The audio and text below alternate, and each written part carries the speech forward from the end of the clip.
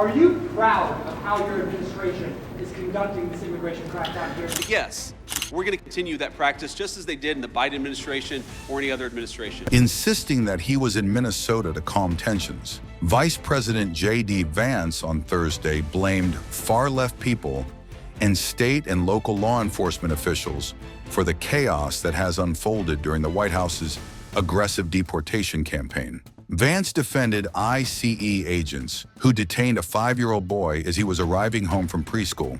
When they went to arrest his illegal alien father, the father ran, Vance said. So the story is that ICE detained a 5-year-old. Well, what are they supposed to do? A local school district here is alleging ICE agents detaining a 5-year-old after preschool on Tuesday. We've also seen multiple American citizens detained by ICE or harassed by ICE in the last 6 weeks. Are you proud of how your administration is conducting this immigration crackdown here in Minnesota right now? I won't speak to that, but yes, most immigration law in our country is not done through the criminal system with the judge. It's done through the administrative law system. We're going to continue that practice just as they did in the Biden administration or any other administration. Good afternoon, everybody. How are we doing? Good. So I want to thank the law enforcement officers behind me for being here. I'll answer a few questions, but I want to say just a few things at the outset, just about what I've learned today and what I'm trying to do here. You know, first of all, I want to give a shout out to the Annunciation school shooting families, because the last time I was in Minneapolis, it was, of course, to meet with some of those families. I understand that a couple of the students have made near miraculous recoveries, and just that was a very special moment for me to be invited into that community at a time of grief. And I hope that all of them know that though I didn't get to see them this particular time, I've been thinking about them and their families quite a bit.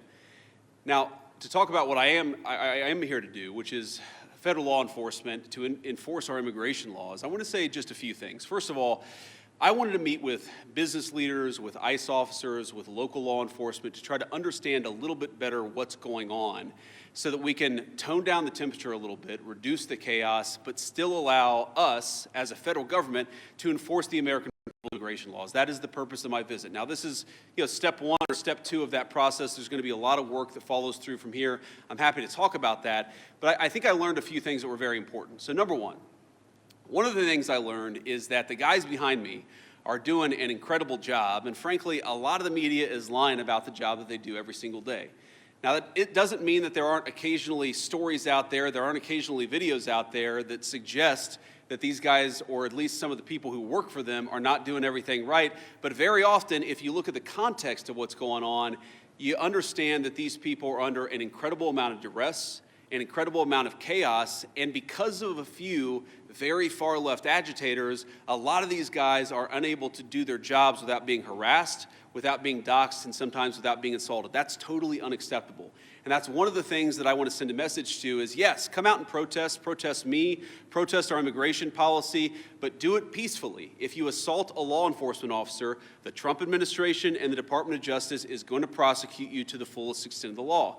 And I wanted to show some support for these guys who, frankly, are operating in a very, very tough environment. I heard a lot of stories today about that I think drives home just how chaotic the environment on the ground here has already gotten. For example, did you know that within the last, I think, week or so, maybe even more recently than that, you had a couple of ICE officers who were off duty, who had been doxxed online, who were sitting and having a meal at a restaurant in Minneapolis when a bunch of agitators showed up, locked the door, made them feel like they were in danger for their lives, and then, of course, it was federal law enforcement officers who had to come up, lower the temperature on the situation, and actually get those two off-duty officers to a point of safety.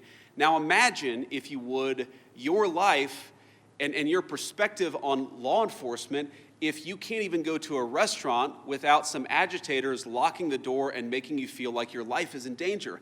That is the environment that has been created, I think, by a lot of very, frankly, far-left people, but also by some of the state and local law enforcement officials who could do a much better job in cooperating and working. And by the way, I'm not talking about the cops, who these guys told me on the ground, the cops are very sympathetic to what they're dealing with.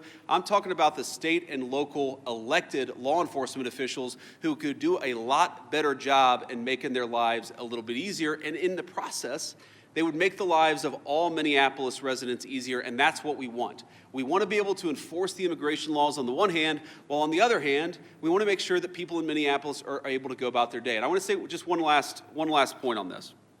So I heard from a business leader today who told me a very tough story, and I think so much of what's gone wrong in Minneapolis is people not trying to understand the perspective of somebody else. Try to understand what somebody else is experiencing, whether they're a law enforcement officer or anybody in the community here in Minneapolis. So they told me a story about this manufacturing facility where an illegal immigrant was being arrested, and as these employees are going into the manufacturing facility, all of a sudden an illegal immigrant shows up, they don't know it's an illegal immigrant, and then a bunch of ICE officers descend.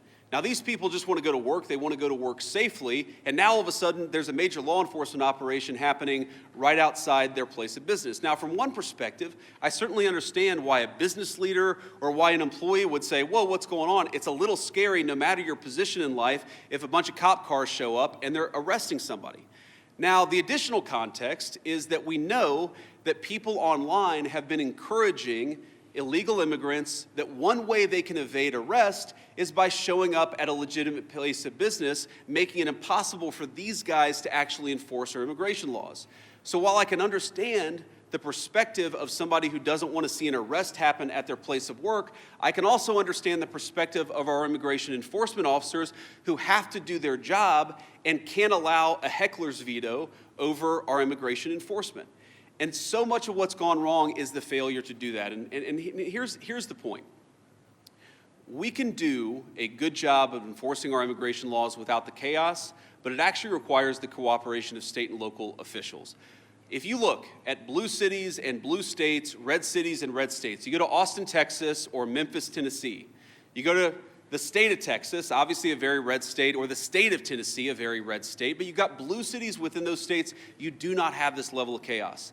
The reason why things have gotten so out of hand is because of failure of cooperation between the state and local authorities and what these guys are trying to do. We have a ton of resources, a ton of ICE agents in this city right now that I would rather us not have. I'd love to send those guys home. They're not even doing targeted immigration enforcement. They are trying to protect ICE officers who are doing immigration enforcement, because when a crowd surrounds them and these guys call 911, the local officials, the local cops have been told now. So we have people here who aren't even doing immigration enforcement, they're doing force protection, so that if a rioter tries to ruin the life or assault an ICE officer, they're actually protected.